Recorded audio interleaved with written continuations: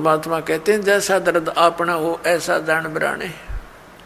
पुण्यात्मा हो, आप किसी ऑफिस में जाते हैं, दयाहीन प्राणी हो गए, उनको दर्द नहीं दिखाई देता कि कहाँ से आया है ये व्यक्ति, भूखा प्यासा है, उनको केवल अपना बकवाद उद्देश्य उनका उल्लू सीधा हो जाता है, तो वो आपका कार्य करेंगे ना, तो कति नहीं करें। चौनी चाहिए उन्हें पहले। अब दास जब नौकरी लगा 1977 में, तो उसमें कोई एक आध अधिकारी के ऊपर उंगली टिका करती कि वो भ्रष्ट है, बाकी सब ठीक थे। अब एक आध अधिकारी कर्मचारी रह रहा है, उस पर उंगली टिका कि यूँ ठीक है, बाकी सब एक जैसे हो गए। तो यह क्यों बिजली गिर गई? अज्ञान से। पहले डरते थे भगवान से, भगवान का भय निकल गया और विष खाने लग गए, हाहाकार मच गई। एक शहर में देख लो डॉक्टर है भगवान, दुनिया भर के डॉक्टरों की दुकान खुल गई। मेडिकल में जाके देख लो, किसी में खचाखच भरे पड़े हैं, उधर पाप इकट्ठे करें, वहाँ भोगे पड़े पड़े। यही परमात्मा कहते हैं जीवित जग में जूती पड़े फिर जम तोड़े छाती। यहाँ ब्रान माटी हो गिरा गयम के दूध गढ़ेंगे वो नारी दुख तुम्हारे ऊपर। तो इस विष ने कौन खाओगा जब ज्ञान हो जाएगा? तो ये कारण क्यों हो गया है? क्योंकि हम भगवान के विधान से अपरिचित होकर पाप कर रहे हैं। अब छोटे छोटे बच्चों को दास देखता है, बड़ी खुशी होती है।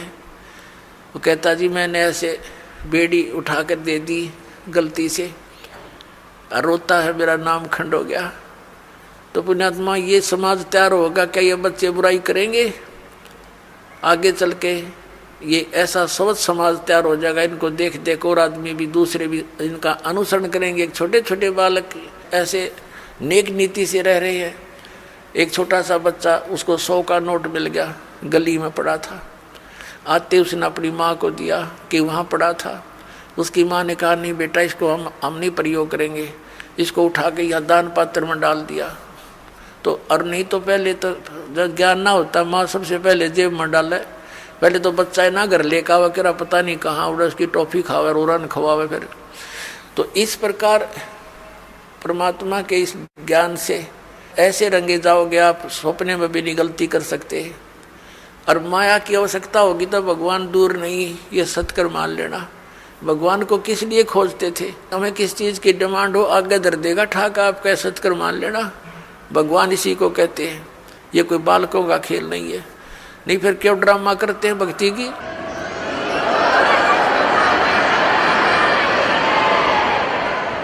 ये वो समृद्ध शक्ति है, एक वचन में सब कुछ कर सकता है आपके लिए, लेकिन उसके कराने योग्य आपने बनना पड़ेगा। कहते हैं सतगुरु के दरबार में कमी काहे की ना, और अंसा मौज नहीं पा रहा तेरी चूक चाकरी में। तो इस सच्चे दरबार में किसी चीज़ की कमी नहीं है, और आपके ऊपर मेहर नहीं हो रही है तो आपकी कोई चाकरी में, आपकी सेवा और सुरक्षा में कोई त्रुटि है, उसको ठीक कर, तुरंत बिजली आ जाएगी। करंट आने के लिए, बिजली पावर आने के लिए हमने उस योग्य बनना पड़ता है, गुड कंडक्टर। तो बिजली आई सारे काम होंगे फिर तो जो उसके गुण हैं। तो उस बिजली को आने के योग्य बनाओ, और इसी तरीके से बनोगे आप, इस ज्ञान से, इस भक्ति से समर्पित हो जाओगे।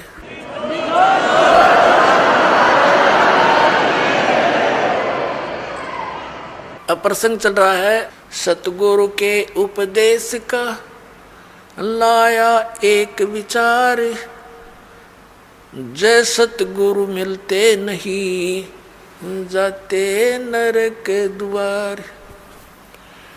अब नरक द्वार में दूत सब करते खेचातान, उनसे कबू ना छूटता, फिर फिरता चारों खाने के दुर्गति होती। चार खानी में भ्रमता कदे ना लगता पार। और ये सब फेरा मिट गया मेरे सतगुरु के उपकार, यानी उस संत की कृपा से, इस मंत्र की प्राप्ति से मेरा यू सारा जो दुख था ये बाईपास निकल गया। 100 फेरा सब मिट गया मेरे सतगुरु के उपकार। फिर क्या बताते हैं? 7 समुद्र की मसीह करूं और लेखनी करूं बन राय, धरती का कागज करूं गुरु गुण लिखो न जाए। होय होय। अब बता के गुण लिखेंगे इस परम पिता परमात्मा का? इतने कष्टों से हमें निकाल दिया। एक कुत्ते का जीवन लिखने लगो, एक मक्के के दुख है उसके ऊपर।